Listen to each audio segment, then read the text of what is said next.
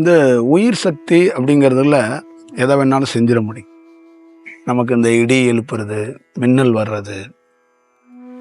இப்போ மழை நிறைய பேர் நினச்சிக்கிறாங்க, மழை ஒரு வெப்பசலனத்தில் மழை உருவாகி மேலேருந்து அடர்த்தியாக அந்த மேகமூட்டத்திலேருந்து மழை வருதுங்கிறாங்க. ஆனால் ஒரு உண்மையான தகவல் என்னன்னா, மழை வரணும்னா கூட அதுக்கு இன்னொரு ஃபார்முலா இருக்குது. என்ன ஃபார்முலானா, ஒரு இடத்துக்குள்ளே மழை பெய்ய போகுதுன்னா அது மேகமூட்டங்கள் அங்கே கரெக்டாக அந்த அடர்த்தியாக இருக்கும்ல, அது இருக்கும்போதும் கீழே இருக்கிற அந்த மண்ணோ அந்த செயலோ இதுகிட்டேருந்து ஒரு சிக்னல் வரணும். இப்போ மழை வரப்போகுது அப்படின்னா ஏன் மயில் ஆடுது? கீழையும் உயிர் சக்தி ஈர்ப்பாக இருக்கும், கால் வைக்க முடியாது. இப்போ நல்ல தியானம் பண்ணுறவங்க பார்த்தீங்கன்னா, திடீர்னு காலில் தியானம் முடித்தோடனே காலில் தண்ணி ஊற்றினா அவங்களுக்கு என்னென்னா சூறை ஓடுறது இந்த மாதிரி ஒரு நிற்கும். இப்போ எங்களை மாதிரி ஆளுங்களுக்கு அந்த தண்ணி ஊற்றினா என்ன ஆகும்னா தீவிரமாயிரும். உங்களுக்கு அந்த சூறை நிற்கும், எங்களுக்கு என்னன்னா காலில் தண்ணியை ஊற்றினா தீவிரமாயிரும். ஏன் அப்படின்னா அந்த தண்ணி உயிர் சக்தி, அதனால எல்லாம் சடனாக எந்திரிச்சிருவாங்க, தீவிரமாகும். அப்போ அந்த சில்னஸான பகுதிகளில் அவங்க இருக்கிறதெல்லாம் பார்த்தீங்கன்னா நீர்லேயே நீர் சம்பந்தமாகவே இருக்கிற மாதிரி தான் அந்த பாறைகள், அந்த ஐஸு, அந்த மாதிரி கூலிங்கான பிரதேசம்லாம் இருப்பாங்க. அதே மாதிரி தான் இந்த மழை பெய்ய போகுதுன்னா அந்த மேலே கரெக்டாக அந்த வெப்பசலனத்தில் அது உழுகிறதுக்கு தயாராக இருக்கும். ஆனால் கீழே இருந்து ஒரு ஈர்ப்பு இருக்கும், அது ஈர்த்தாதான் அது இந்த இடத்த நோக்கி உழுகும். அது எப்பயுமே அது நிகழும். அப்போ கீழே பூமியை மண்ணை செவ்வாயாக சொல்கிறாங்க. இந்த மண்ணுக்குள்ளேயும் உயிர் சக்தி இருக்குது, புரியுதுங்களா? அப்போ அதோட ஈர்ப்பில் தான் அது ஒரு செயல் வடிவத்தை உருவாக்குது. இந்த மரங்களோ இந்த விஷயங்களோ எல்லாத்துக்குள்ளேயும் உயிர் இருக்கிறனால தான் ஒரு ஈர்ப்பை மேலே ஒரு செயல் வடிவத்தை பண்ணிக்க முடியுது. இப்போ நம்ம சூரியனை தாங்குகிறோம், மழையை தாங்குகிறோம், பல்வேறுபட்ட சூழலில் இயற்கையில் நடந்து போகும்போது தாங்குறோன்னா நமக்குள்ள உயிர் இருக்குது. இப்போ நம்மளை தாக்குறது எல்லாமே உயிர் தான்.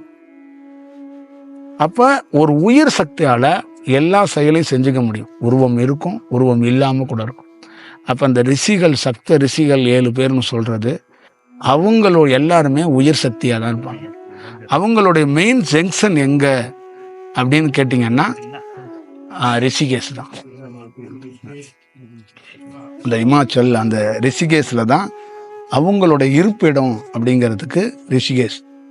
அப்போ ரிஷிகேஷில் இருக்கிறவங்க இந்த இடத்துக்குள்ள சப்த ரிஷிகள் 7 பேர்த்தோடைய பெரிய தொடர்பு, தொடர்புன்னா பல நாள் வாழ்ந்திருக்காங்க. இப்போ நீங்கள் உட்காந்துருக்க இடத்துல 7 சப்த ரிஷிகளும் இங்கே பல நாள் இருந்திருக்கிறாங்க, இப்பயும் இருக்கிறாங்க. இப்போ இது எப்படி நிகழும் அப்படின்னா, அந்த 7 பேரும் வான்வெளியாக திடீர்னு சஞ்சரிக்கும் போது அவங்க குரு பரம்பரையில் யாரோ ஒருத்தர் தியானம் பண்ணும்போது இறங்கி கீழே அவங்க அவருக்கு ஒரு உபதேசம் கொடுத்துட்டு அவங்களும் இருந்து ஒரு விஷயத்த பண்ணுவாங்க. இல்லைன்னா சில இடங்களில் அவங்க இங்கே பண்ணால் நல்லா இருக்கும் அப்படின்னு அவங்களுக்குள்ளே இருக்கும்போது சில மாதங்கள் அங்கேயே அமர்ந்திருக்க. சில 7 பேர்த்துல யாரோ ஒருத்தர் அவதரிச்சிட்டாருன்னா அவர் எங்கே இருக்கிறாரோ அங்கே நோக்கி வருவாங்க. இப்போ பதஞ்சலி எங்கெங்கெல்லாம் இருக்கிறாங்களோ சக்த ரிஷிகளும் அங்கங்கே பிரயாணம் பண்ணுவாங்க. இப்போ நீங்கள் ராமேஸ்வரமோ திருச்சியில் இருக்கிற இந்த பிரம்மாவோட கோயிலோ இல்லை சிதம்பரமோ, இப்போ இங்கெல்லாம் அதிகமான சக்த ரிஷிகளுடைய நடமாட்டம் இருக்கும். அத்திரி அனுசியாக இருக்கிற இடத்துலையும் நடமாட்டம் இருக்கும். இந்த திருமூர்த்தி மலை இந்த மாதிரி இந்த இடங்களுக்கெல்லாம் அதிகமான இருக்கும். அவங்க அந்த 7 பேர்த்தோட தன்மையில் இருக்கிற எங்கெல்லாம் இருக்கோ அங்கே இவங்களுடைய பிரயாணம் இருக்கும். ஆனால் இவங்க முழுமையாக இங்கெல்லாம் இங்கெல்லாம் இருக்கிறவங்க இல்லை. இவங்களுடைய ஸ்பாட்டுங்கிறது ரிஷிகேஷ் தான். இவங்க அந்த சஞ்சரித்து வர்ற காலகட்டத்தில் அவங்க குரு பரம்பரையில் யாரோ இருக்கிறதோ இல்லை அவங்க சில இடங்களில் அமர்றது தான் இது. அப்படி அமரப்பட்டு பல ஆண்டுகள் தவம் செய்து ஒரு பெரிய ப்ராசஸ் பண்ண இடம் தான் இந்த இடம், இந்த மலைகள். அப்போ பெரிய அவதாரத்துக்குரிய ஒரு செயல் வடிவமாக அங்கே காளகஸ்தியில் பதஞ்சலியோடைய தன்மையில் அது காலமாக அந்த நேரம் காலங்களை குறித்து ஒரு பெரிய வடிவத்தில் ஏற்படுத்துறதுக்கான வாய்ப்புகளை அங்கே உருவாக்கி கொடுத்தாங்க. கேதுவா வந்து இறைவன் சிவன்னு நீங்கள் சொல்லக்கூடியவர் இருக்கிறார். ராகுவா வந்து தாய் பராசக்தி இருக்கிறாங்க. இந்த வடிவத்துக்குள்ளே தான் அவங்க ஒரு செயல் வடிவம் செய்கிறாங்க. அதனால தான் ராகும் கேதும் எப்பயுமே வந்து அவங்க 2 பேரும் ஒரு பெரிய இணைப்பாக அவங்க வந்து இருப்பாங்க. அது ரெண்டும் வந்து அது ரெண்டுக்குமே சில பேருக்கு வந்து கிரகங்களில் பிடிச்சிக்காமல் கூட இருக்கும். அதுக்கு காரணம் அதான் சொல்கிறது, அந்த ஒத்த ஆன்மா இல்லாமல் மிஸ் ஆகிறது, தியானம் கிடைக்காம போகிறது. கணவன் தியானம் பண்ணுவார், மனைவி தியானம் பண்ணாமல் போயிடுவாங்க. இல்லை மனைவி வேறு ரூட்டில் இருப்பாங்க, கணவன் வேறு ரூட்டில் இருப்பாங்க. இந்த மாதிரி இந்த 2 பேரோடும் ஒரு ஸ்கேலுக்குள்ளே இருக்கிறது அந்த ராகு கேதுவோட செயல் சரியாக இருந்துச்சு. இல்லை ராகு கேது தன்மையில் இருக்கிற ஒரு குரு வந்து ஆசீர்வாதம் பண்ணுறாரு அப்படின்னா அந்த ஸ்கேலை சரி செய்ய முடியும், அந்த வாய்ப்பை வந்து உருவாக்க முடியும். அப்படி ஒரு மிகப்பெரிய ஒரு செயலுக்குள்ளே தான் இந்த காளகஸ்தி. இந்த காளகஸ்தியை வந்து என்னன்னா ரொம்ப ரொம்ப பெரிய ஒரு வடிவத்துக்குள்ளே இருக்கிற இடம் தான் இந்த இடம். ஒரு மனிதனுடைய ஒட்டுமொத்தமான நிறைய விஷயங்களை தீர்மானிக்கக்கூடிய இடம் இந்த இடம். ஆனால் இது வந்து ஒரு ராகு கேதுக்கான பரிகாரம் அப்படிங்கிறது அவங்க எதை நோக்கி சொல்கிறாங்கன்னா, இது ரொம்ப மையமாக இருக்குது, அதனால வந்து இது அடிப்படையாக இருந்தால் ரொம்ப நல்லா இருக்குங்கிறது தான். ராகுங்கிறது நம்ம உடலுக்குள்ளே ஒரு நரம்பாக தான் இருக்குது, கேதுங்கிறதும் ஒரு நரம்பாக தான் இருக்குது.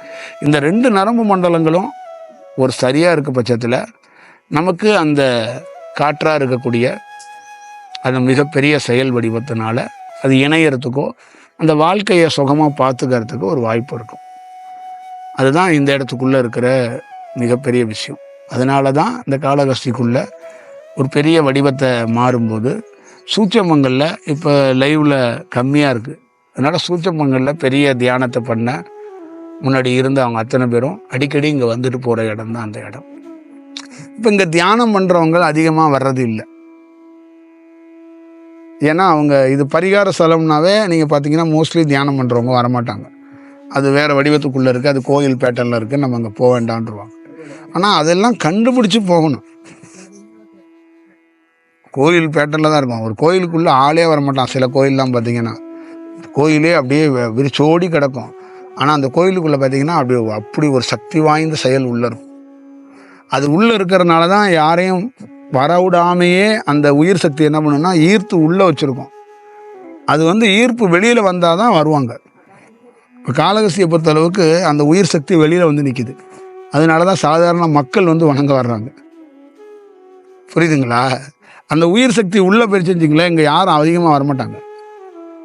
அது இவங்க பரிகாரத்தையும் தாண்டி இந்த கோயில் வந்து என்ன தானாக வந்து போயிட்டு வரணுங்கிற அந்த ஈர்ப்பை ஏற்படுத்தும். அது யார் மூலியமாவது ஒரு சொல்ல வச்சு நீங்கள் வந்துடுங்க அப்படிங்கிற மாதிரி ஒரு பயத்தை ஏற்படுத்தி கூட அந்த இடத்துக்கு வர வைக்கும். நீங்கள் போய் அதை போய் பண்ணிட்டு வந்துடுங்களே அப்படிங்கிற மாதிரி இருக்கும். அப்படி தான் சில கோயிலுங்கள்லாம் இருக்கிற விஷயங்கள் நான் பார்த்துருக்கேன். நிறைய கோயில்லையும் நான் பார்த்துருக்கேன், ஆளே போக மாட்டாங்க அந்த கோயிலில். ஆனால் அந்த கோயிலில் பார்த்தீங்கன்னா பிரம்மாண்டமான சக்தி இருக்கும். ஆனால் அந்த சக்தி தான் யாரையும் வரவிடாமே வச்சுருக்கு. ஏன்னா அது புலப்படவே இல்லை, அது அப்படியே மௌனமாகவே இருக்குது. அதுக்கு காரணமும் அதுவாக தான் இருக்குது. அப்போ வெளிப்பட்டால் ஒரு இயல்பாக இருக்கிற மக்கள் கூட உள்ளே வருவான். வெளிப்படலைன்னா நல்ல தியானம் பண்ணுறவன் மட்டும்தான் அதை தேடி கண்டுபிடிச்சி போய் உட்கார்ற மாதிரி ஒரு வாய்ப்பு உருவாகும். அது மாதிரி இந்த இடத்துக்குள்ள ஒரு மிக முக்கியமான அந்த 7 பேருமே அமர்ந்து ஒரு பெரிய வேலை செஞ்ச இடம் தான் இந்த இடம். அதனால் லைஃப்பில் இது வந்து இதனால் அது கிடைக்கும், அதனால் அது கிடைக்குங்கிறத தாண்டி இது ரொம்ப முக்கியமான இடம். இது வந்து ரொம்ப அரிதாக ஒரு நிறைய இடங்கள் இந்தியாவில் இந்த மாதிரி இருக்குது. அதில் ரொம்ப முக்கியமான இடம். அதனால் அந்த இடத்துல கொஞ்சம் நான் இந்த இடத்துக்குள்ளே காளகஸ்திக்கு வந்து கூட சமயத்தில் இங்கே வர முடியாத சூழ்நிலை இருக்கும். ஏன்னா அந்த சூழல் சரியாக இல்லாத போது இங்கே போக வேண்டாம்னு சொல்லி தடுத்துடுவாங்க. ஏன்னா இந்த உள் உணர்வு எப்படின்னா, இந்த கோள்களுடைய அந்த சஞ்சாரத்தை வச்சு தான் ஒரு தியானமான சரி செய்யும். நீ கஷ்டப்பட்டு தியானம் பண்ணிக்கிட்டே இருக்க, இந்த சூழலில் ஒரு நல்ல இடமா இருந்தால் கூட அங்கே போக வேண்டாம், அந்த சூழல் சரியில்லாமல் இருக்கும். அப்போ உன் தியானம் என்னென்னா குழப்படியாயிரும். அதனால அது போகாத, ஒரு மாதம் தள்ளு, இல்லை அடுத்த நான் சொல்கிறேன் அப்படின்னு தள்ளிடுவாங்க. அப்போ அதுக்கு சூழல் வரும்போது திருப்பி நம்ம வருவோம். நிறைய பேர் என்ன நினைக்கிறாங்கன்னா, இவர் அங்கே போக மாட்டாரு, அவாய்ட் பண்ணிட்டு உட்காந்துருக்கான்னு கூட நினைக்கலாம்.